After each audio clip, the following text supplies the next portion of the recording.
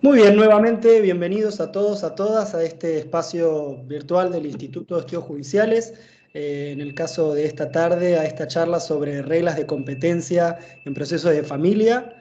Este encuentro ha sido organizado por el Instituto a través de su Consejo Departamental en San Nicolás. Ahí veo conectado al doctor Fernando Edelmayer, presidente del Consejo en San Nicolás. El Colegio de Magistrados y Funcionarios de San Nicolás, el Colegio de Abogados también de San Nicolás, el Ateneo Bonaerense de Estudios Procesales y cuenta con el auspicio de la Asociación Argentina de Derecho Procesal. Antes de dar paso a la palabra de la expositora, la doctora Ana Clara Pauletti, vamos a escuchar a la doctora Amalia Fernández Balvis, representante del Ateneo Bonaerense de Estudios Procesales.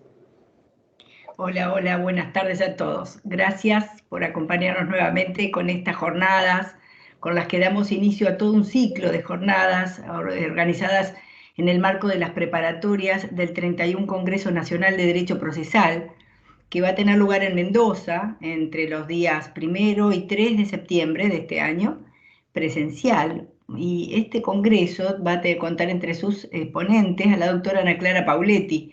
Así que bueno, es todo un anticipo el que tenemos hoy con la doctora Pauletti entre nosotros, que es una amiga que ha venido muchas veces a nuestra provincia, procedente de la provincia de Entre Ríos, para compartir todas sus horas de estudio, todos sus conocimientos, toda su praxis, porque la doctora Pauletti es una inquieta transitante y viajera de su provincia y ocupa todos una serie de espacios muy interesantes para el derecho procesal, así que está muy nutrida de todo lo que recibe en cada uno de esos lugares, en esos espacios. Antes de comenzar con la presentación de Ana Clara Pauletti, quiero hacer unos minutos de evocación, de unirnos a las condolencias del Colegio de Abogados de San Nicolás, que ha tenido la reciente pérdida por el fallecimiento el lunes pasado de su presidente, el doctor Julio César Cariñano. El doctor Cariñano ha sido un gran amigo para nosotros y un gran colaborador porque siempre fue muy cercano a la organización de estos eventos, de estas jornadas. Sabíamos siempre que íbamos a contar con Julio con solo hacer un clic en nuestro WhatsApp. Así que muchas veces lo teníamos presente entre nuestros asistentes a estas jornadas y era aparte un entusiasta anfitrión de cada una de nuestras visitas. Bueno, bien, a esta jornada entonces de encuentros que inicia este ciclo de encuentros, le hemos asignado el tema reglas de competencia en procesos de familia. La doctora Pauletti ya nos ha acompañado, como dije, en otras exposiciones y hará una exposición de este tema que de hecho es un tema que inquieta a los escritorios de todos nosotros porque muchas veces encontramos cuestiones de conflicto de competencia entre los jueces de familia, los jueces de paz en nuestra provincia, o entre ellos, los jueces de familia entre sí, y que ha generado esta inquietud de la doctora Ana Clara Pauletti de investigar sobre el tema, porque es una forma de acercarnos los lineamientos que facilitarán a la hora de nuestras resoluciones. Brevemente voy a leer el currículum de Ana Clara. La doctora Pauletti es abogada, egresada de la UBA en 1994. Es magíster en Derecho y Magistratura por la Universidad Austral en 2005, vocal de la Cámara de Apelaciones de Gualeguaychú, Entre Ríos, Sala Civil y Comercial desde 2007. Es coordinadora de oralidad efectiva y de la Comisión Asesora de Seguimiento del Sistema de Notificación Electrónica y Expediente Electrónico del Poder Judicial de Entre Ríos. Es vocal del Comité Ejecutivo de la Asociación Argentina de Derecho Procesal, auspiciante de este encuentro, y directora del Ateneo Entrerriano de Estudios de Derecho Procesal, miembro del Instituto Iberoamericano de Derecho Procesal. Es directora de la especialidad en Derecho de Familia de la UCA de Paraná, profesora de grado en Familia y Sucesiones en la Universidad de Concepción del Uruguay, profesora de posgrado en materia procesal de distintas universidades, de la UBA, de la Universidad Nacional del Litoral, la Universidad Austral, la Universidad Abierta Interamericana, la Católica de Cuyo, en Fundesi, entre otras. Es capacitadora en distintas escuelas judiciales del país y directora de la Ley Procesal de Familia de Entre Ríos, comentada y anotada y que fue publicada por Rubinsal Culzoni Editores en el año 2020. Coordinadora de obras colectivas dirigidas tanto por el doctor Jorge Walter Peirano como por Roland Arasi, y autora de diversos artículos sobre derecho procesal. Agradecemos entonces la presencia de todos ustedes en esta oportunidad y la dejamos a la doctora Pauletti en uso de la palabra. Gracias, Ana Clara. Bueno, buenas tardes, gracias a todos los presentes, gracias a quienes me invitaron a este evento, gracias Amalia, amiga mía, gracias por la presentación, gracias al Instituto, al Colegio de Abogados, a la Asociación de Magistrados, mi respeto por el fallecimiento del doctor Cariñano, perdón. Y bueno, es un gusto estar con ustedes y como dijo Amalia, lamento el fallecimiento del doctor, a quien conocí en eventos y tenía todo el espíritu y el entusiasmo por llevar la capacitación a sus colegas tan importante, además en la labor que tenemos los que nos movemos en ese ámbito de las capacitaciones en el interior del interior. Tiene un doble esfuerzo y él lo hacía junto a vos, Amalia, y se veía el entusiasmo por llevar a su gente todo tipo de capacitaciones y me acuerdo que en ese momento estaban las notificaciones electrónicas como tema candente y todo lo que era nuevo él quería llevarlo, así que bueno, mis respetos, mis condolencias para el Colegio de Abogados. Será difícil llevar este momento. Bien, vamos a tratar un tema bastante áspero, el tema de las competencias, el tema de la competencia en procesos de familia. Como dijo María, esta es unas jornadas preparatorias del Congreso Nacional de Derecho Procesal, que finalmente después de todos los problemas que tuvo la pandemia se va a poder desarrollar postergadamente, ¿no? El 1, 2 y 3 de septiembre en la provincia de Mendoza. Una de las comisiones abordará las cuestiones procesales del Código Civil y Comercial.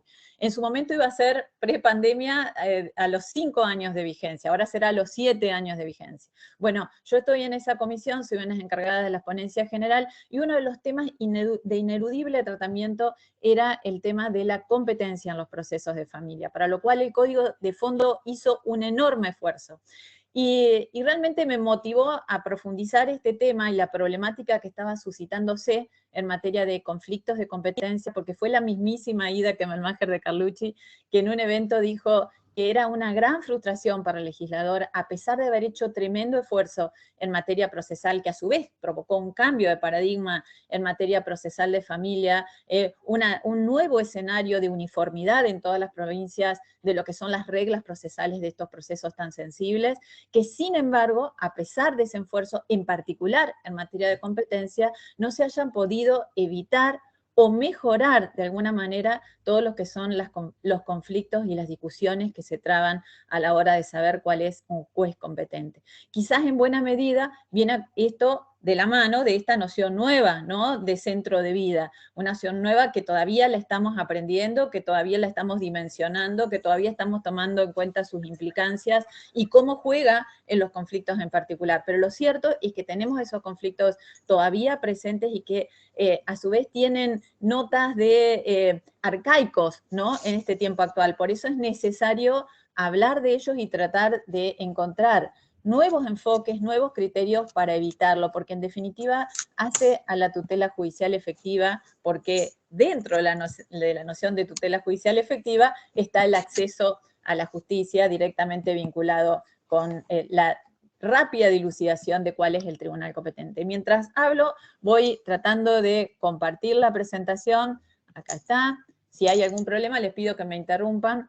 También, obviamente, pueden hacer sus comentarios. Yo acá, mientras miro la presentación, no lo voy a ver, pero sí me gustaría que ustedes opinen, no solamente preguntando, sino también opinando en contrario de las cuestiones que voy a decir.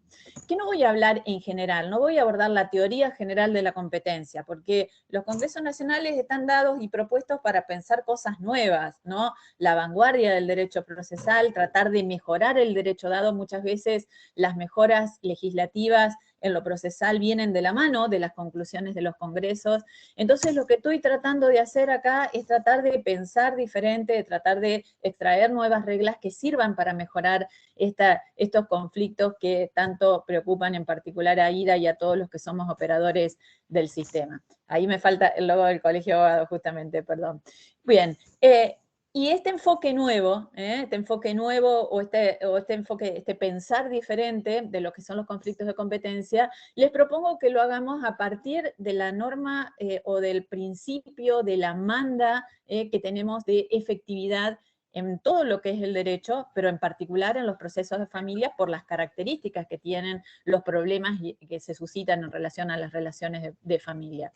Y el principio de efectividad está en nuestro ordenamiento desde antes de por supuesto que emana, ¿no?, de la Convención Americana de Derechos Humanos, pero en nuestro ordenamiento interno lo tenemos claramente en materia de familia, en la Ley de Protección Integral de la Niñez. El principio de efectividad claramente es un mandato de optimización de toda la actuación de los jueces de familia en relación a la niñez. El Código Civil y Comercial lo consagró expresamente en los procesos de familia, y hay un despliegue en pos de la efectividad de los derechos, pero además lo enuncia de modo expreso en el artículo 706. Es la nueva estrella polar que debe guiar al navegante, ¿no?, al juez y a los operadores del sistema para lograr alcanzar la efectividad de los derechos a través de recursos procesales eficientes. En particular lo desarrolló para despejar y para aclarar en las reglas de competencia que vamos a ver. Y además, en los procesos de familia, en institutos en particular. Hizo ese esfuerzo. En algunas conferencias, Aida ha dicho que los jueces, que el Código Civil y Comercial quiere que las sentencias se cumplan, por ejemplo, ¿no? Y para eso dotó al Código de recursos para darle efectividad a los derechos que consagraba, tanto en alimentos, no solamente en medidas cautelares, ¿no?, el abanico de posibilidades que le dio a los jueces y a las partes para que los pidan, en materia de solidaridad, para cuando no se cumple la orden de depositar el embargo de los alimentos, cuando habló de medidas razonables para asegurar la eficacia para el incumpliente, de ahí se ha derivado en la casuística jurisprudencial muchísimas posibilidades en sanciones pecuniarias disuasorias o no pecuniarias disuasorias del incumplimiento. La casuística muestra una variada gama de posibilidades de culminación a partir de este tipo de medidas que están enmarcadas precisamente hoy en el Código de Fondo, que quiere asegurarse que las sentencias se cumplan y para eso genera homogeneidad en todo el territorio nacional, brindando esa posibilidad a las provincias que regulen a partir de este piso mínimo de normativa procesal que busca, repito, la eficacia de las normas de fondo.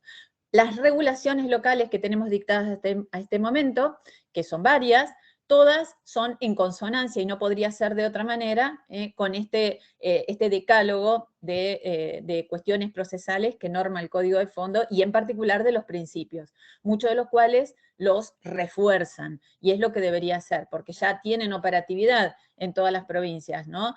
Pero hay muchos códigos locales que se encargan de reforzarlo. Por ejemplo, en mi provincia, la ley procesal de familia enuncia, ya no que solamente repite que es un principio procesal, la tutela judicial efectiva, sino que explicita que ello comprende el acceso a la justicia, el acceso a recursos efectivos, recursos procesales efectivos, para poder garantizar los derechos, y al cumplimiento de la sentencia en tiempo razonable. Todo esto que la Corte Interamericana de Derechos Humanos ha construido a partir de sus sentencias y que ya lo tenemos en claro, bueno, todo esto está dentro del concepto de este norte que tenemos que tener en los procesos, la tutela judicial efectiva, y ya les digo, la Ley Procesal de Familia nuestra lo ha especificado, lo ha deshojado para que lo tengamos en claro cuál es ese mandato de optimización que tenemos en nuestro diario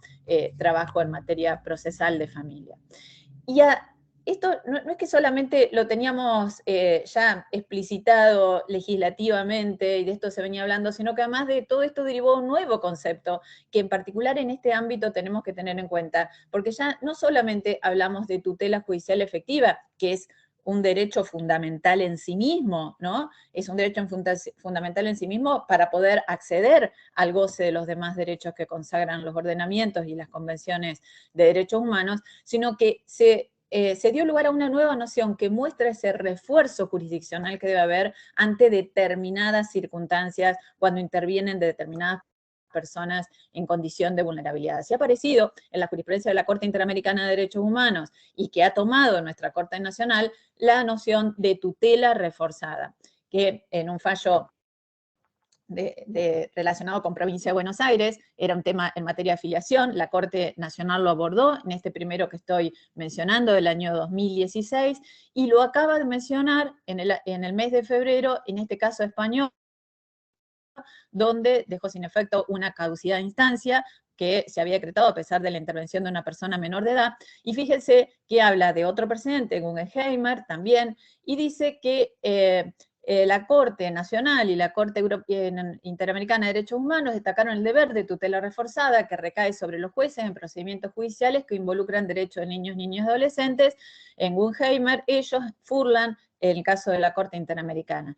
En particular, el Tribunal Interamericano remarcó que en los procesos de esta naturaleza, el Estado, en ejercicio de su función judicial, ostenta un deber jurídico propio, por lo que la conducta de las autoridades judiciales no debe depender exclusivamente de la iniciativa procesal de la parte actora de los procesos.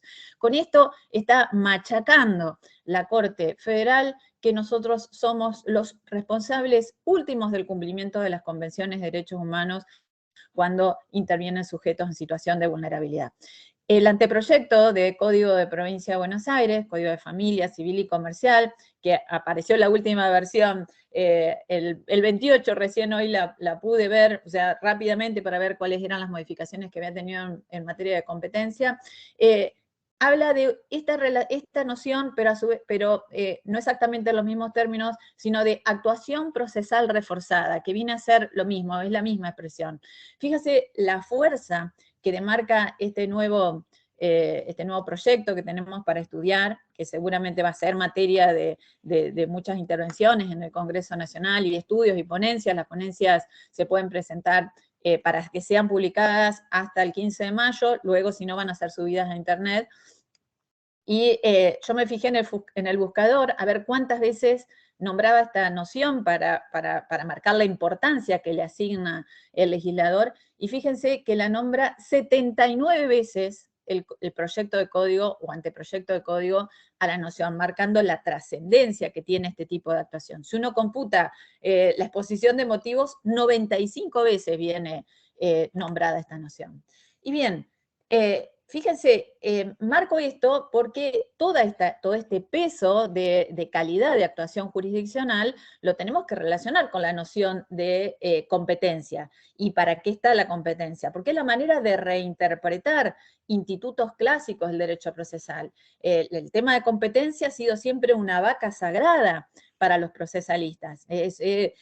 La noción de orden público hace como que parezca que, aparece un tema de competencia y como que nada se puede mover, que todo es rígido, cuando en realidad es parte de la instrumentalidad de las formas, la noción de competencia. Por eso es bueno, a pesar de esta sacralidad, volver a la noción que nos brindaba Clemente Díaz, alguien tan moderno para su época, y ver apuntar a la practicidad que tiene la noción de competencia. Fíjense que Clemente Díaz habla de la competencia es el grado de aptitud que la ley confiere a un órgano jurisdiccional frente a otros órganos de la jurisdicción, delimitando y regulando las relaciones entre uno y otro. Es necesario, entre muchos jueces, saber lo que debe abarcar cada uno.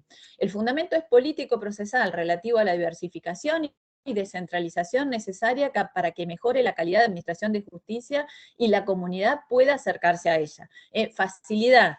No lo dice en esos términos porque estamos en un tiempo diferente de valores, pero prácticamente dice a los efectos de facilitar el acceso a la justicia. Consecuencia de todo esto, en la noción de Clemente Díaz, es que la regulación de la competencia como atributo del órgano del poder del Estado es de orden público y su disponibilidad por los particulares es relativa y excepcional. Pero marco esto porque al final voy a volver en esto de qué es hoy que la competencia sea de orden público. Teniendo en cuenta que para todos, todo lo que es procesal, o mayormente, ¿no? La doctrina coincide en que todo lo procesal tiene notas de instrumentalidad, funcionalidad para el derecho material. Entonces, creo que es necesario, a la hora de hablar de competencia, concatenar este concepto tradicional de Clemente Díaz con lo que cómo lo interpretamos hoy en el contexto de del mandato de efectividad, del mandato de tutela judicial efectiva y de los estándares que tenemos que cumplir de acuerdo a las convenciones y los fallos de la Corte Interamericana de Derechos Humanos, en una noción de orden público que necesariamente tiene que ser contextualizada y de contenido concreto en base a todos estos valores que hoy tenemos que resguardar. Por eso, y con lo que dije al principio, ¿no? lo que a Aida Kemmelmacher le preocupa con razón, podemos decir que la preocupación actual del derecho procesal de familia es que las disposiciones legales que se ocupan de organizar la distribución de casos en la justicia referidos a relaciones de familia, en la práctica sean suficientemente eficientes y intuitivas. No solamente la distribución de los casos ante los distintos jueces que pueden resultar competentes por la materia, por el territorio, etcétera, de acuerdo a distintos criterios que deben existir, sino que también, además de eso, sean eficientes a la hora de poder dar tutela y resguardo a los sujetos merecedores de especial tutela. Y con esta introducción, que tiene que ver con todas las nociones que voy a compartir para reflexionar, porque también se trata de que ustedes la puedan madurar, reflexionar y seguir pensando, y en todo caso que las podamos discutir. Partimos, por supuesto, de este esfuerzo que hizo el legislador, de este diseño básico de competencia muy claro que nos trajo el Código Civil y Comercial y que todas las normas nuevas de procesales de familia que están en las provincias, todas las han respetado. El artículo 716 es el más revolucionario, aunque ya podemos decir que lo toma de la Convención de los Derechos del Niño y que también es parte de la Ley de Protección Integral de la Niñez, pero que acá lo consagra como un criterio que todos debemos, a nivel local debe respetarse. El concepto del centro de vida como criterio atributivo de competencia en todos los procesos que son relativos a niños, niñas, adolescentes. En materia de divorcio y nulidad de matrimonio, el juez del último domicilio conyugal o el del demandado a elección del actor o de cualquiera de los cónyuges si la presentación es conjunta. Luego, la particularidad del concurso de la quiebra. En conflictos derivados de uniones convivenciales, también el del último domicilio convivencial o el del demandado a elección del actor. En el 719 trae otra novedad, que también es de neto carácter tuitivo, es que en materia de alimentos o pensiones compensatorias entre cónyuges o convivientes es competente el juez del último domicilio conyugal o convivencial, o el del domicilio del beneficiario. Esta noción es nueva, ¿no? O el del demandado, o aquel donde deba ser cumplida la obligación alimentaria a elección del actor. Por supuesto, el criterio de derecho de defensa del demandado siempre está, esta es una noción clásica, pero esta convive con el criterio intuitivo de que sea el domicilio del beneficiario a elección del actor. Y finalmente, en la acción de filiación, excepto que el actor sea persona menor de edad o de capacidad restringida, en cuyo caso vamos al 716, y en centro de vida, es competente el juez del domicilio del demandado. Esto tiene estas normas, este diseño básico, convive con pautas específicas que asigna el Código Civil y Comercial y también con las reglas para que tienen elementos de conflictos que tienen elementos extranjeros.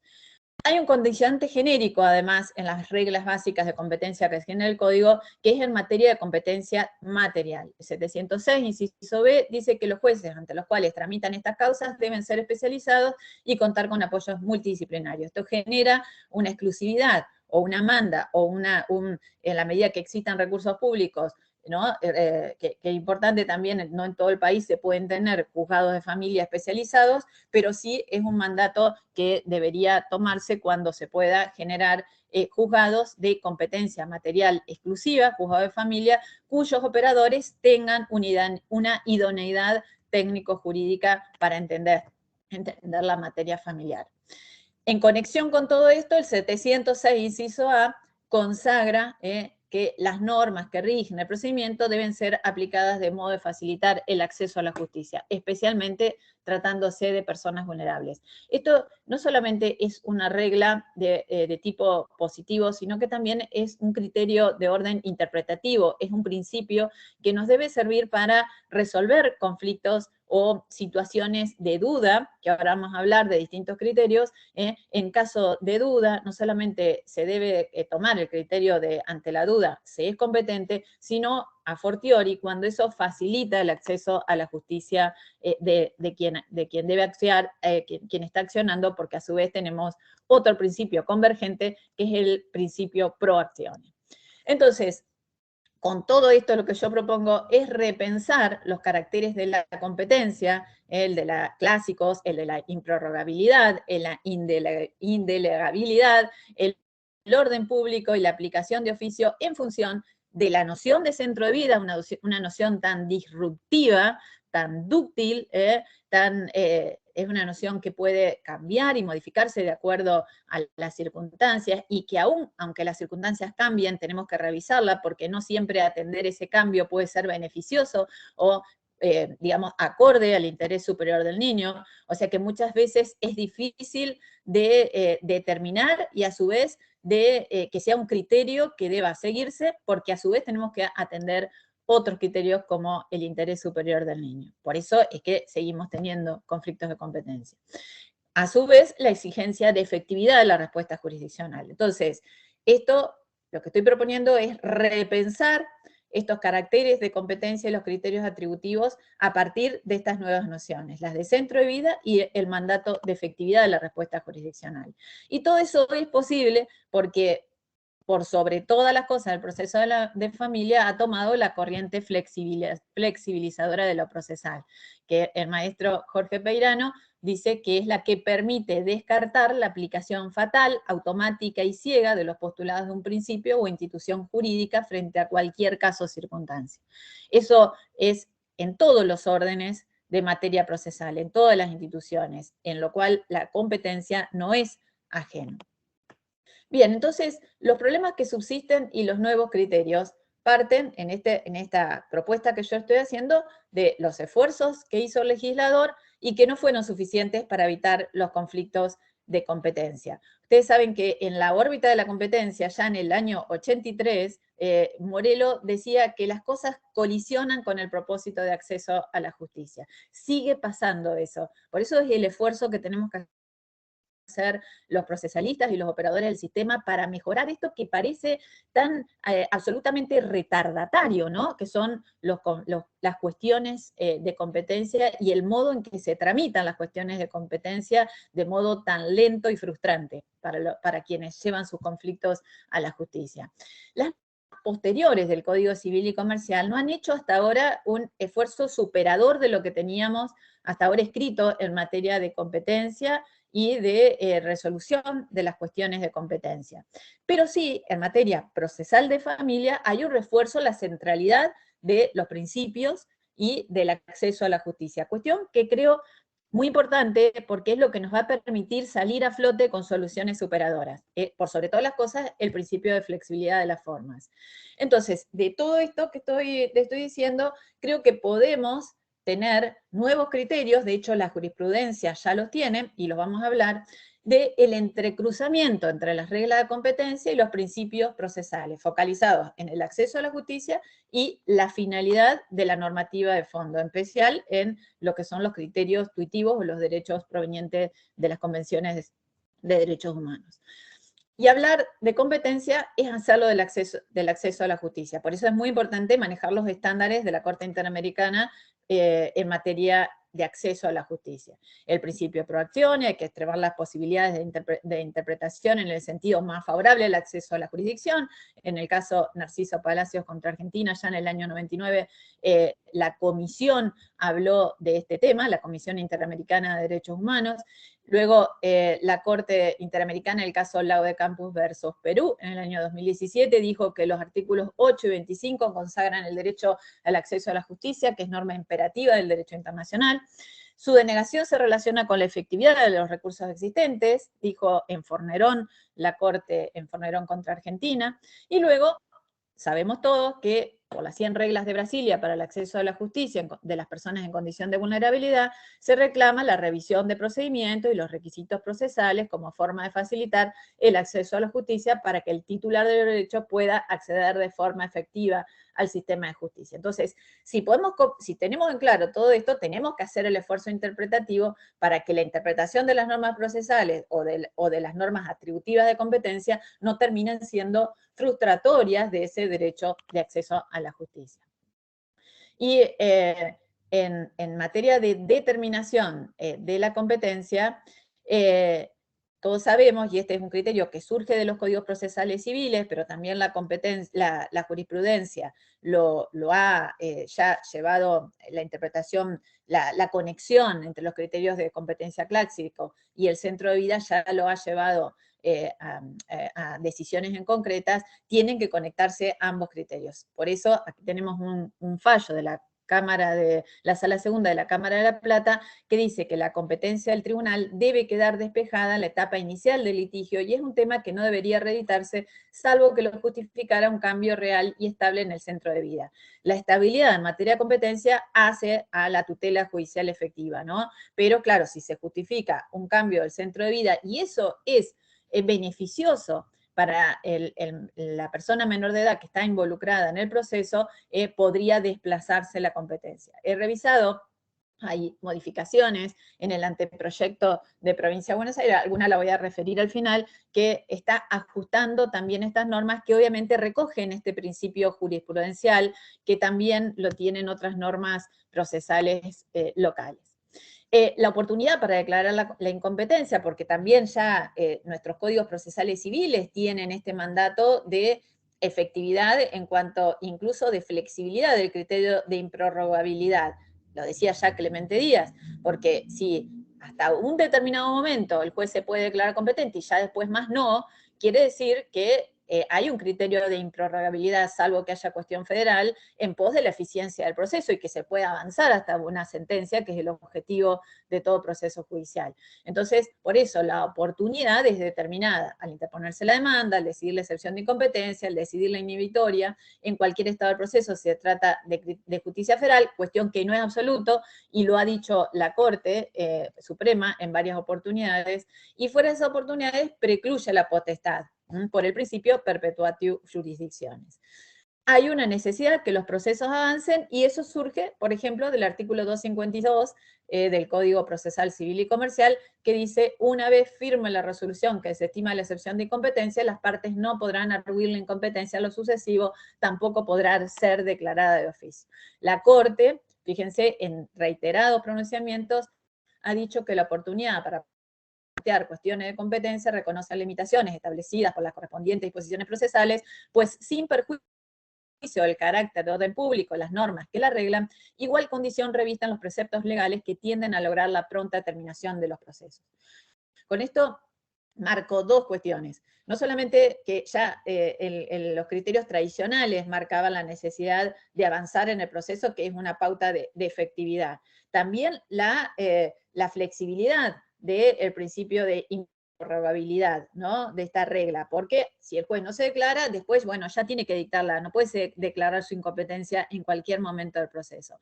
Es una noción que también creo que tenemos que tener en cuenta a la hora de que haya un cambio efectivo en el centro de vida, porque también tenemos que ver si no es perjudicial para la resolución del conflicto, incluso para el niño que ya ha sido entrevistado por el juez, que de buenas a primeras se cambie, se atribuya competencia a otro juez por el simple hecho de un cambio territorial, cuando por ahí el niño ya ha sido escuchado y por ahí lo que sí importa es que la ejecución de la sentencia o cuestiones posteriores sean atendidas por el nuevo juez, pero que ese juez que venía interviniendo pueda dictar sentencia y la cuestión no se dilate.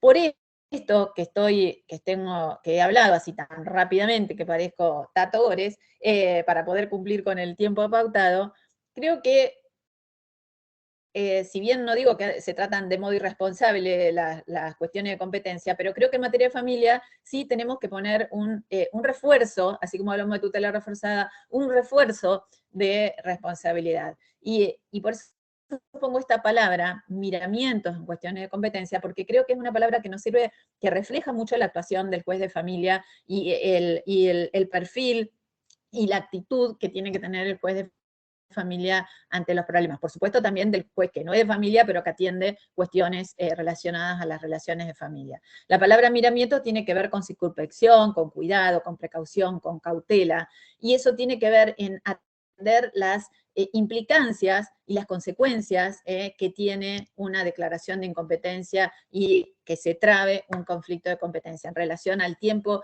y el descuido que puede haber en el conflicto que se ha llevado a la jurisdicción. Creo, esto lo puso entre paréntesis, pero me parece que es bueno, así como acotarlo, que las cuestiones de competencia tienen un nudo objetivo, si ponemos a pulir el problema en lo que se trata de procesal de familia, que son derivaciones no deseadas, nadie quiere que esto se suscite, ¿no?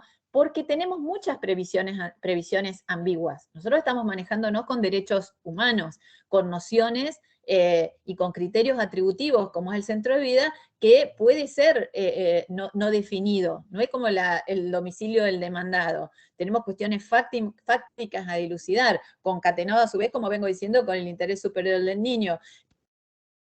Entonces, son cuestiones complejas muchas veces. Por eso no solamente hay que poner miramientos, sino que a veces hasta hay que sacar medidas previas antes de declararse incompetente, como también voy a mencionar algunas sentencias. Situaciones fácticas complejas, cuando la Corte ha dicho, y vamos a mencionar algunas sentencias, que no es posible decir dónde está alojado el centro de vida, que ambas partes están diciendo versiones que son divergentes y que no se sabe cuál de los dos tiene razón en cuanto a si hay o no un desplazamiento del centro de vida.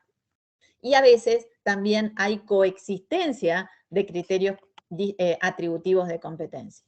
Entonces, esto de los miramientos hace a que haya un refuerzo de responsabilidad en cuanto a atender la eventualidad del perjuicio que puede ocasionarse ante una declaración de incompetencia prematura y la denegación del servicio de justicia que ello puede ocasionar. Entonces, creo que es bueno hacer un análisis de la demanda con enfoque de protección y tutela de vida. Ante la duda razonable, entender que se es competente. Este es un criterio objetivo que está en el Código Procesal Civil y Comercial actual de Provincia de Buenos Aires, en el artículo 484, que antes estaba en el proceso sumario nacional y también estaba en muchas provincias como la mía. Cuando se eliminó el sumario, se desapareció desde la norma positiva, pero no quiere decir de que siga siendo un principio en materia de competencia. Se es competente para las medidas cautelares, todos lo sabemos, está en todos los códigos. Y existe además una competencia provisional para conocer más y evitar la competencia prematura. Esto no surge de modo expreso de las normas positivas, pero sí está bien establecido en la jurisprudencia. Para saber más, el juez que previno, tenemos una reciente sentencia de la Cámara de San Nicolás, de la Sala Civil y Comercial, que aquí lo estoy mencionando, es del 1 de febrero del año 2022. Es inédito, pero es de la sala de la doctora Fernández Balvis, así que eventualmente se lo podemos pedir. Para celebrar la audiencia del artículo 642, sin abrir juicio sobre las pretensiones latentes, mi sala también en el año 2020 dijo que podía tomarse una competencia provisional justamente con el miedo a dictar una incompetencia prematura sin los elementos suficientes, cuando no se había tomado la audiencia donde había comenzado el conflicto, que era en la provincia de Formosa. Quizás en el marco de esa audiencia las cuestiones podían dirimirse, que había habido un desplazamiento territorial de la madre con la persona menor de edad. Para asegurar la función del resguardo, la Corte Suprema ha dictado numerosos precedentes donde ha dicho que debe atenderse la función de resguardo y postergarse la definición de si estamos o no ante un cambio del centro de vida. Y ha dicho, corresponde postergar la definición del centro de vida ante las dificultades para su determinación, priorizando que el juez que garantiza mayor inmediación intervenga asegurando la función de resguardo. Marco esto porque es un nuevo criterio atributivo de competencia que proviene de la jurisprudencia. Fíjense que acá nombro varias sentencias, yo para los que necesiten estos criterios se lo voy a pasar al instituto, ¿no? a la Filmina para que lo tengan compilado, pero si uno pone la voz en el buscador de jurisprudencia de la Corte, se van a sorprender con la cantidad de conflictos de competencia solucionados con ese criterio. Los aspectos del trámite del conflicto de competencia en consonancia con la efectividad, necesariamente tienen que cambiar. ¿no? Porque antes uno se declaraba incompetente, el otro juez no le aceptaba la competencia, se trababa el conflicto, y bueno, y uno no le perdía el rastro a qué pasaba. Bueno, con una mirada de tutela judicial efectiva, un involucramiento en lo que pasa, la actitud de los jueces que intervienen en el conflicto tienen que ser diferentes. Tenemos que todos contribuir a la celeridad de la economía procesal en el tratamiento, no tiene que haber interrupción del servicio ni retaseo de la protección de derechos, el trámite debe ser electrónico, si no hay homogeneidad de recursos tecnológicos, tiene que buscarse la manera, si no tenemos el mismo lenguaje, si no tenemos las mismas herramientas, será a través de un correo electrónico de la dirección oficial, con una carpeta electrónica con todas las piezas necesarias para que se reciba, por ejemplo, el rechazo de la competencia y el juez originario pueda pronunciarse, pero de alguna manera tiene que establecerse una comunicación electrónica porque ya no va más, ya sabemos el tiempo que retrasa manejarse con el papel. La correcta traba del conflicto es fundamental y la Corte lo dice en todas las sentencias y se ve que nadie le da bolilla porque lo tiene que repetir en todas sus decisiones en materia de cuando dirime conflictos de competencia. Para que esté correctamente trabado, tiene que tener conocimiento el tribunal que lo promovió. Tiene que saber cuáles son las razones que informan lo decidido por el otro magistrado interviniente y que así se declare o no, declare si se mantiene o no su decisión originaria. Y esto es importante en una época que desde la Corte Interamericana como la Corte Europea de Derechos Humanos están fomentando el diálogo entre los tribunales.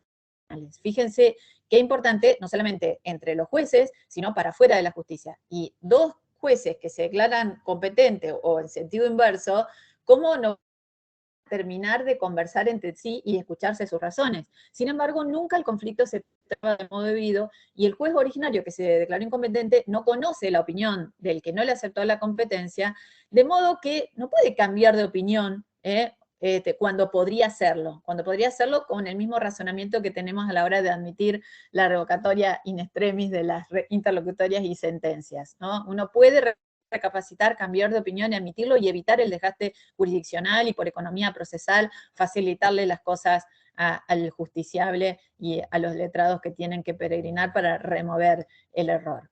Bien, trabado el conflicto de competencia, el tribunal que estaba conociendo en el caso, aún si resuelve inhibirse, debe seguir interviniendo. Este es un mandato para evitar esto de la denegación de justicia. Sin embargo, también es un problema hoy en materia de cumplimiento. El Tribunal Superior puede adjudicar competencia a uno de los organismos judiciales intervinientes o a otro que no participó en el conflicto. Esto también es una cuestión a tener en cuenta porque la jurisprudencia de la Corte marca que está en relación con la efectividad del derecho material. De no interrupción, bueno, ya me suena el despertador que marqué -10, esto me da la pauta que ya estoy incumpliendo el tiempo. La no interrupción es una pauta que marcó la Corte Suprema en el caso Tufano, que tiene que ver en materia de internaciones por salud mental, pero sin embargo no podemos decir de que esto no sea trasladable a cuestiones donde se suscitan una conflictividad familiar que requiere un juez atendiendo y brindando protección en las situaciones que la necesitan. No solamente una conflictividad familiar, sino en relación a menores o personas menores de edad en situación de vulnerabilidad.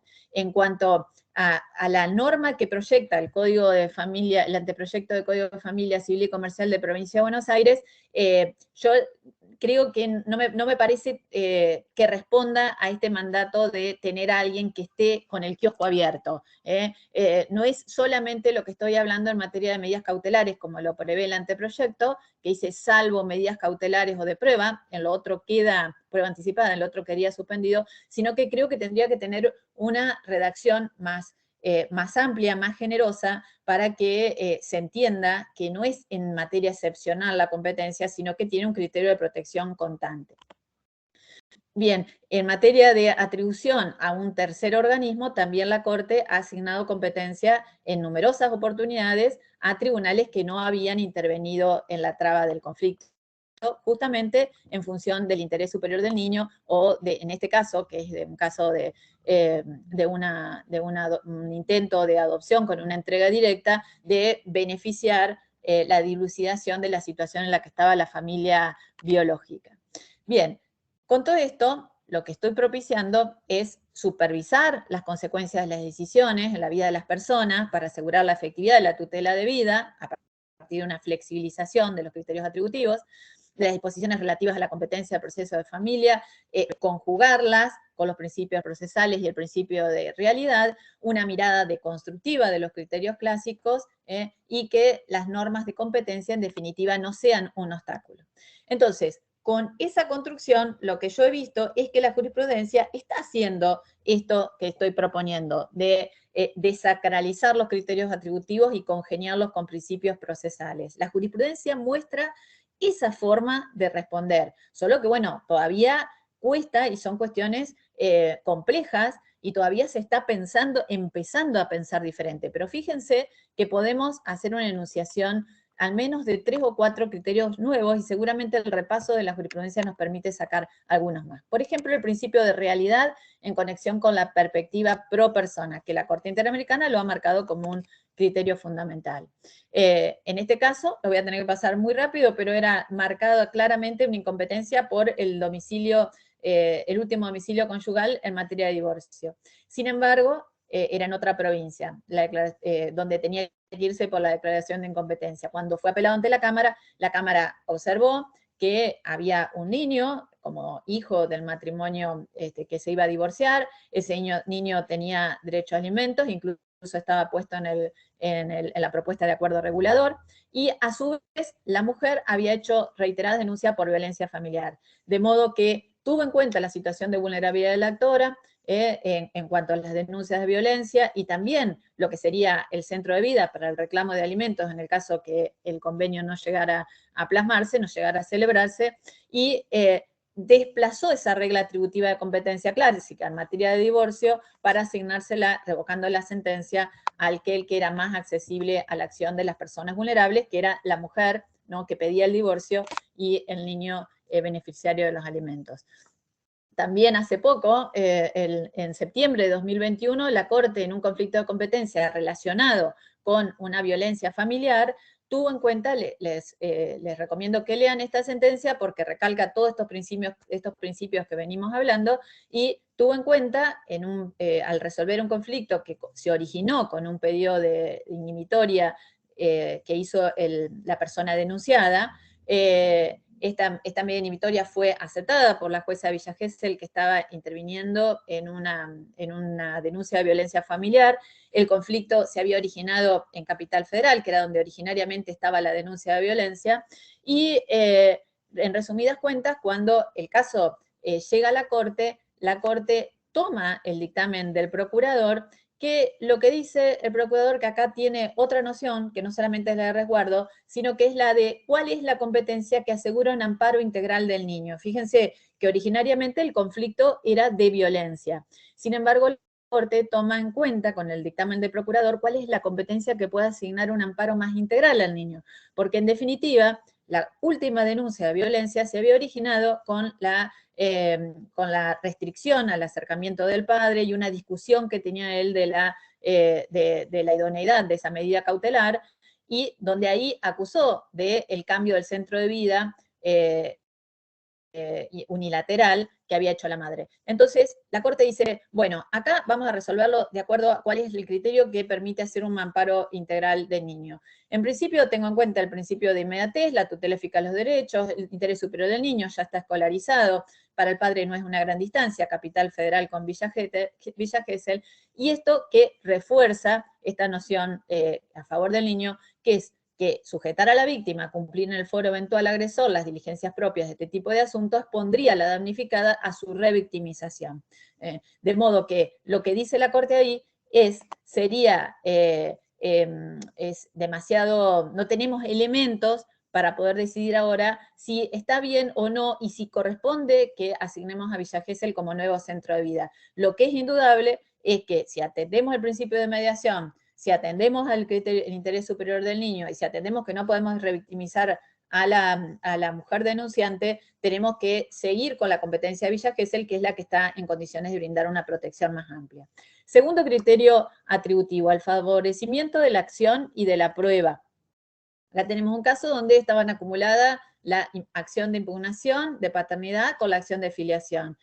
Se surge del proceso que el demandado de la acción de impugnación había fallecido. Entonces el juez se declara incompetente cuando en su jurisdicción estaba el demandado de la filiación, que es la que permite la producción probatoria determinante, ¿no? Hoy por hoy, en hijos de filiación por naturaleza, la prueba determinante es la positiva de ADN con el reputado progenitor, que se infiere que no puede ser hijo de dos padres a la vez. Entonces, esa marcada practicidad que tenía fortalecer uno de los fueros, que a su vez está permitido por todas las normas atributivas de competencias civiles, que en el caso que haya dos demandados, el actor el que opta, más un criterio flexible de esta Cámara a la hora de valorar el no desplazamiento de las acciones de filiación en relación al fuero de atracción del sucesorio, hicieron que con ese criterio de competencia se asignara la competencia al juzgado de la filiación.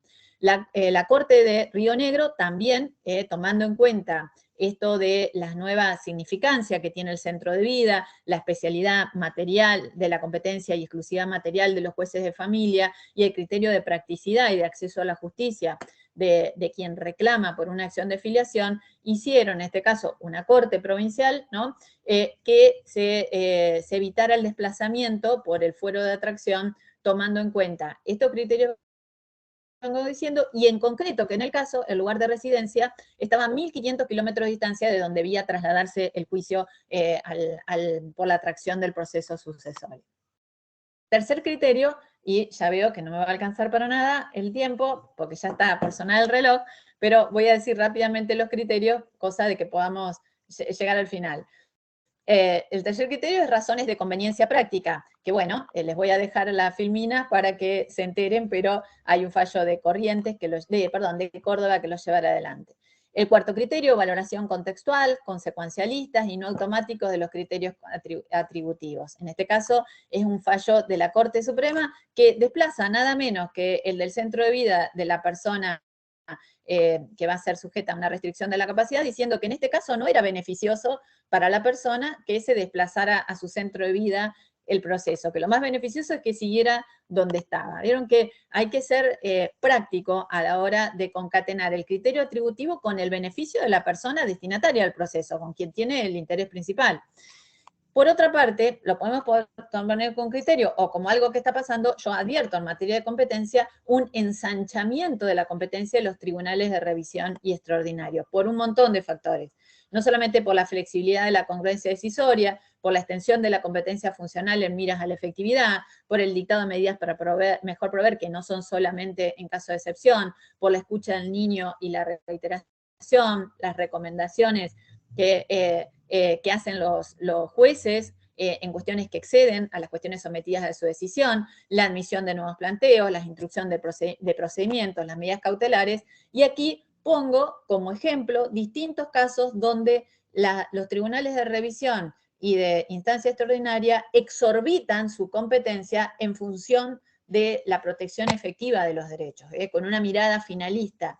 Esto ya no es un problema, sino que es una radiografía de lo que implica un desborde en materia recursivo propio de esta materia tan compleja que es la materia procesal de familia. Y acá empezaba con todo lo que era el centro de vida. O sea, imagínense que me quedó totalmente corto el tiempo, que no lo voy a poder tratar en cuanto a la complejidad de la determinación de la competencia del centro de vida, a la continuidad relativa, a los criterios que hay que tener en cuenta para el cambio del centro de vida. En todo caso, damos un suplemento si llega a ser de interés, una segunda parte, en cuanto a cuáles son los criterios que deben tenerse para el cambio de vida. Hay un fallo que toma en cuenta la conducta de la parte demandada, que era la mujer, para descartar que haya un cambio de centro de vida, un fallo de la Sala Segunda de la Cámara de La Plata. También tenemos que tener criterios para determinar cuando hay imposibilidad de establecer cuál es el centro de vida, que es estos recursos que ha generado la Corte Suprema, decir ante la imposibilidad fáctica y concreta, tenemos que tener algo a mano para solucionar, y eso es la función de resguardo, esta nueva pauta decisoria, y las preguntas que tenemos que hacernos ante la imposibilidad de establecer el centro de vida, que es, ¿quién están mejores condiciones de los dos jueces de llevar adelante esa función de resguardo sin anticipar la solución del asunto. Bien, y como ven, también nos quedaba una cuestión muy, muy importante, pero la voy a desarrollar en la ponencia y también va a salir una nota en la revista de Derecho Procesal en el próximo número, así que también lo van a poder ver ahí en cuanto a los caracteres que determinan la ilicitud del centro de vida generado por vías de hecho. También tenemos otro problema, que es la existencia de residencias sucesivas, cómo no dejarnos llevar por un cambio permanente de centro de vida, donde al final, por intervenir muchos jueces, no interviene ninguno, eso lo tenemos que evitar. Bueno, acá hay dos normas que tengo mis dudas del anteproyecto, pero no es para criticarlas, sino porque recién las conozco, pero me generan dudas esto de que se planteen el cambio del centro de vida y que automáticamente el juez, una vez determinado, se declare incompetente, cuando estoy mencionando esto de si realmente es beneficioso o no para el destinatario final, el que tiene el interés superior en el proceso, que el juez se declare incompetente. O sea, me gustaría que eso se madurara un poquito más y que se le sumara algún criterio de los que vengo hablando. Y por todo esto, y acá termino, lo que yo quiero plantearles con toda esta locución y esta forma de ver nuevamente las cuestiones de competencia en materia familiar, es que implica en la actualidad el carácter de orden público de las normas de competencia. O sea, si la podemos repensar en función de esta manda de efectividad que tiene hoy el Código Civil y Comercial y todo el bloque de constitucionalidad. Entonces, yo creo que la respuesta la tenemos que dar en clave convencional, que las reglas de competencia no pueden ser nunca un obstáculo para la tutela de los derechos. Eso nos tiene que despejar a la hora de resolver un asunto si termina siendo frustratorio del derecho a la acción, del principio pro persona. Bueno, ante la duda nos tenemos que declarar competentes. En su aplicación deben permitir aplicar los valores que nuestro medio social reputa fundamentales en lo que hace la función jurisdiccional del Estado. Eso es el orden público. ¿Qué es el orden público en cualquier materia del derecho? Tiene que ver con los valores fundamentales, con ese límite infranqueable que tiene que ver con valores fundamentales consensuados que la sociedad comparte. Y en este caso, la función jurisdiccional del Estado tiene que estar orientada a la tutela judicial efectiva, con más razón de las personas vulnerables. Entonces, eso es el orden público hoy, que incluye la tutela judicial efectiva y, por supuesto, el acceso a la justicia, como la realización del interés superior del niño y estándares, según los casos, como vemos en casos en que esté en juego la violencia contra la violencia de género, por ejemplo, la perspectiva de género o el principio favor persona. Bueno, y así como tan rápidamente es que he expuesto ideas nuevas para tratar de abarcar de otra manera un problema latente en los escritorios de todos nosotros, que son los conflictos de competencia y las cuestiones que se suscitan a la hora de determinar la competencia con nuevos desafíos que nos ha planteado, soluciones, pero a la vez desafíos que nos ha planteado el Código Civil y Comercial y tener que trabajar permanentemente con nociones vagas, ricas, pero a la vez vagas, como son las que emanan de los derechos humanos, a las que le tenemos que dar contenido todos los días. Y bueno, muchas gracias y perdón por la velocidad con la que hablé. No, doctora Pauletti, gracias, Ana Clara. Muy nutricia la conversación, tu charla, y nos deja, por supuesto, con esa idea de que había que desarrollar, darte unos minutos más y quizá armamos otro nuevo encuentro para que desarrolles esta otra parte que tenés tan bien estudiada respecto de la modificación del centro de vida.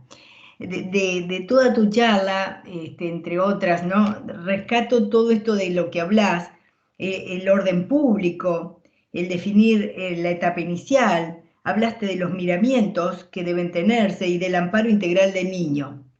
Entonces, de alguna manera está contestada la pregunta que voy a hacerte, pero te lo quiero plantear porque a veces también creo que puede ser una forma de aclararlo o de compartir esta inquietud, esta propuesta con los otros que están escuchando. ¿Vos creés que debería actuar de oficio el juez ante, por ejemplo, un relato de un cambio del centro de vida de la actora que ha venido a pedir el alimento, por ejemplo, ante otra jurisdicción porque se ha mudado, porque tiene mejor amparo de su familia, porque la relación que tenía en una localidad distante terminó, a lo mejor con un hecho de violencia como lo que planteabas. Entonces, esa relación que cesó en esos términos, la mamá se vino con el niño a la localidad de al lado donde viven sus padres. ¿Podría o sería conveniente que el juez, invocando ese orden público, actuara de oficio y se declarara incompetente oficiosamente, diciendo el centro de vida es el lugar del nacimiento del niño donde transcurrieron sus primeros meses de vida o su primer tiempo de vida? O sería más prudente, que creo que está contestado un poco en tu exposición al final, que esperara, dilatara de alguna manera y en clave convencional resolviera esto? Sí, sin lugar a dudas, creo que tiene que ser muy prudente ante una declaración de inconstitucionalidad, de incompetencia de oficio, cuando el que está reclamando es el sujeto destinatario de la protección. Creo que el criterio justamente la Corte ha dicho que la función de resguardo es la principal. Hay tiempo para ver si ha habido un desplazamiento ilícito del centro de vida, porque esta es una noción que no podemos dejar no se puede soslayar. El desplazamiento del centro de vida tiene que ser en condiciones de legitimidad. Si no hay una autorización del progenitor cuando se comparte la responsabilidad parental, en el caso de que haya habido una oposición al traslado territorial y el progenitor que está en el cuidado tiene que solicitar la autorización judicial para que las condiciones sean legítimas. Si no están brindadas y así todo, se hace un desplazamiento de hecho, un desplazamiento de facto, y después se busca tutela ante el nuevo juez donde se produjo la mudanza. Bueno, en esa situación el juez debe atender la situación porque por ahí proviene de justamente una situación de violencia, como es la que estaba planteada en el caso de Villa Gesell. Entonces, ese contexto de doble vulnerabilidad, o de una acople de vulnerabilidades del niño y de la progenitora, no puede tener por respuesta una incompetencia de oficio, que en el caso no era así porque la jueza se había declarado competente, lo que pasa es que después vino una inhibitoria planteada desde la justicia capitalina. Pero lo que el juez tiene que hacer en esos casos es brindar la función de resguardo y si tiene dudas de la ilicitud del desplazamiento, tomar medidas como audiencias medidas para mejor proveer a la hora de hacerse un mejor cuadro de situación y eventualmente hacer que las cosas tengan un cauce legal, pero nunca vedar esa tutela inmediata que debe darse a quien la está pidiendo y digamos que en una situación de vulnerabilidad que en principio tenemos que brindársela porque su propia condición de vulnerabilidad nos impide tener una respuesta negativa de plano de carácter formalista, ¿no? Sería un exceso de ritualismo formal para mi gusto que demos una respuesta de ese tipo sin mayores elementos. Que podamos tener mayor elemento y después tomar la decisión para no legitimar un cambio de vida inconsulto, caprichoso, no quiere decir que la primera respuesta sea la negativa sin más. Correcto. Bueno, de alguna manera vos dirías que toda tu charla está basada en que ha habido un cambio de paradigmas muy acentuado en estos, no solo que con el Código Civil y Comercial de la Nación, con todos los antecedentes que citás de Corte Interamericana, con todos los antecedentes que citás de Corte Suprema de Justicia de la Nación. Es decir, esto impone hoy al operador, sea abogado, sea el juez, repensar este tema de la competencia como vos lo estás planteando desde otro lado, y para esto tener en mira los principios esos que son los faros, ¿no? Sí. Estos principios que hemos tomado nota en tus PowerPoint Podemos decir que los jueces y los abogados salimos de la zona de confort que implicaba el derecho positivo clásico, la norma escrita que determinaba que el competente era el domicilio del demandado era mucho más fácil.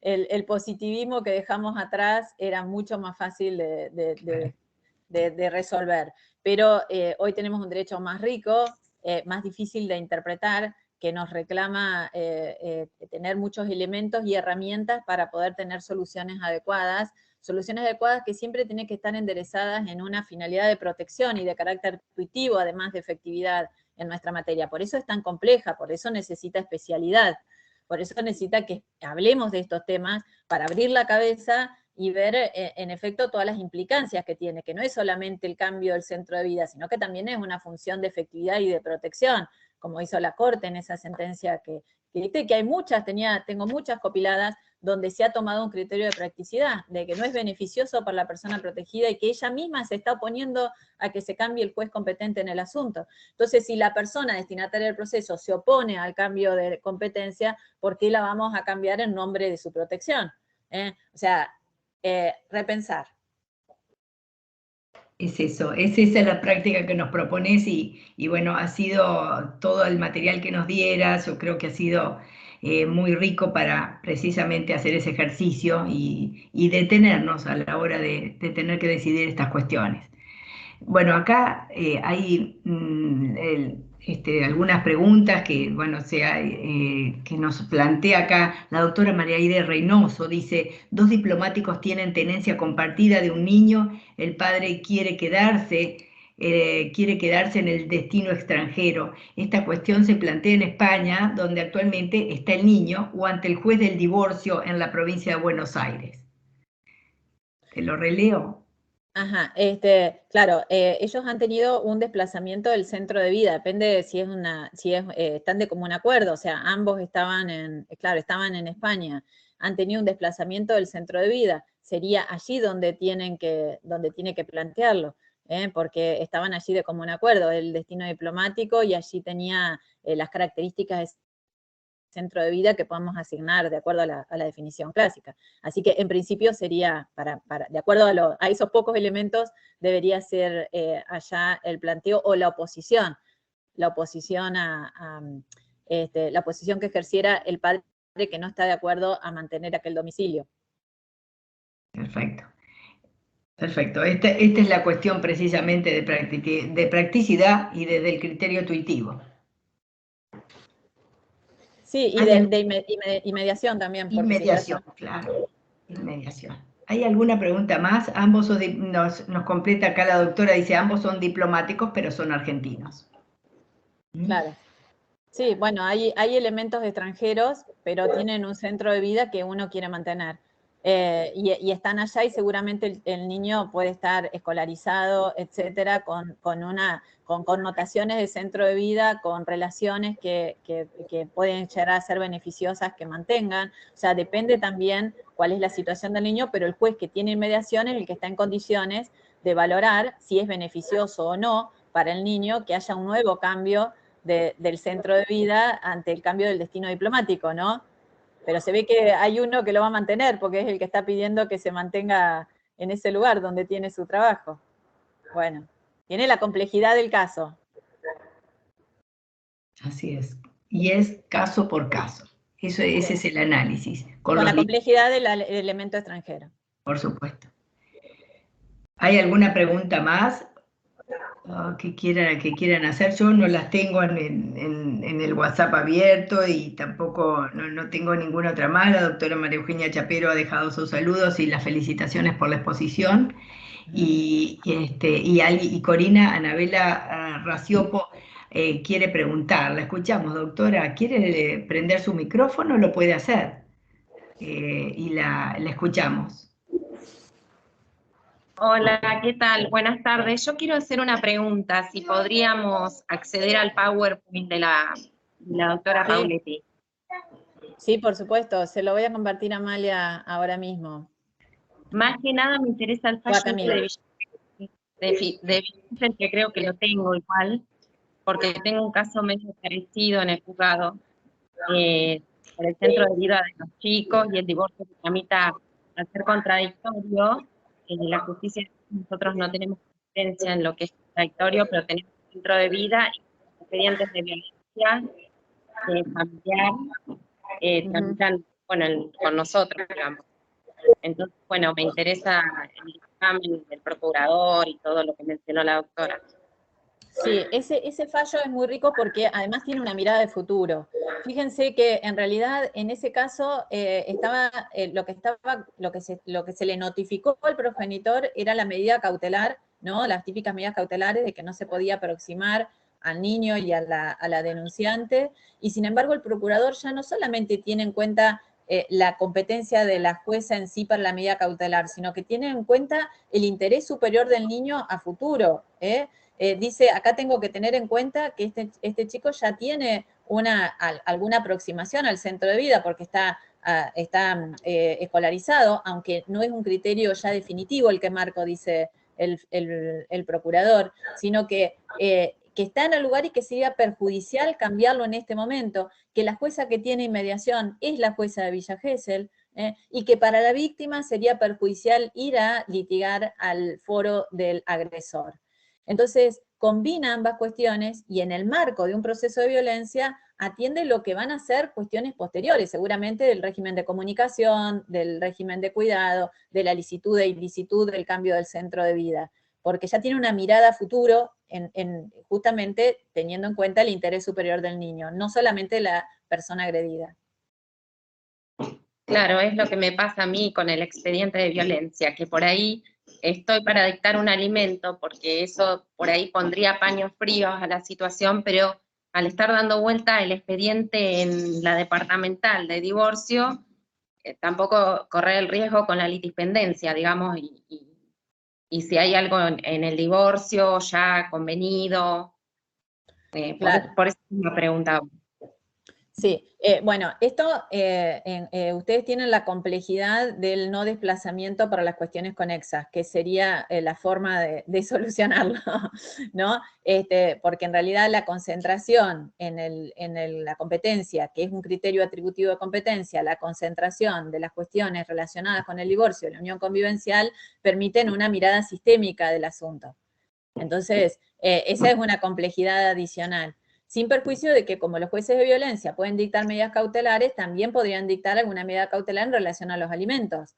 Así que por más de que haya una convergencia decisoria, en todo caso se suscitará con la notificación, porque si no hay un convenio regulador, porque la cosa viene mal, no creo que haya una convergencia decisoria. Claro, tal cual, viene mal. Y lo último, me gustaría el contacto de Ana Clara, porque yo tengo una ponencia para el Congreso de Mendoza. Qué bueno, qué bueno, qué bueno. Y entonces quería tu contacto, ya estuve hablando con Patricia también Bermejo, pero bueno, qué bueno, genial. Por ahí quería tu contacto también. Bueno, al final de la ponencia, al final de la presentación de PowerPoint está mi mail. Ah, bueno, genial, gracias. Bueno, muchísimas gracias por tu interés. Bárbaro.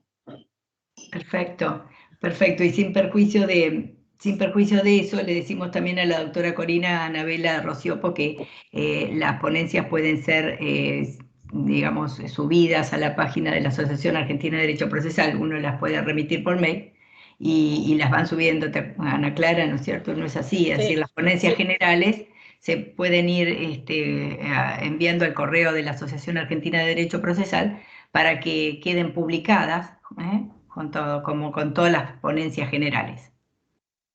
Sí, bueno, se suban y va a haber seleccionadas que van a ser publicadas en el libro papel. Perfecto.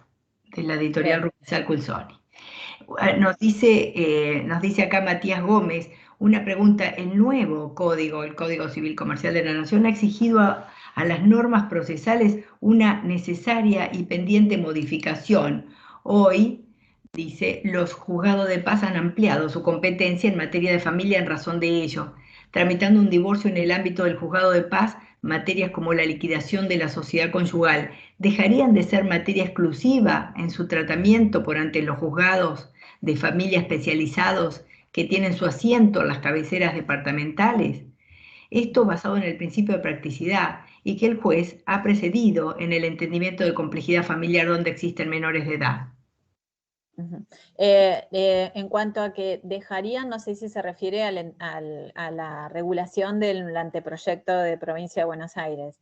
En principio, según tengo entendido, ustedes tienen el criterio de elección de la persona de optar por el de la especialidad o optar por el criterio del juez con inmediación para hacer su su reclamo, ¿no? Entonces, ese criterio de inmediación al juez de paz es el criterio que resguarda el principio de inmediación que tutela el Código Civil y Comercial. Por lo tanto, viene a tener una doble protección y un doble resguardo del acceso a la justicia a la persona que puede hacer una opción. No tengo todavía conocido si el código, el anteproyecto, establece alguna modificación de esta pauta tributiva, que a mí me parece que tiene contenido práctico. De hecho, los jueces de paz de Provincia de Buenos Aires se han especializado mucho en la materia, tienen una demanda constante en este trabajo y sería absolutamente denegatorio del acceso a la justicia e impráctico en orden al gasto público, ¿no?, que no pudieran deducirse las demandas ante el juez que garantiza la inmediación y la proximidad. Ya tiene una tradición, además. Bueno, muchas gracias.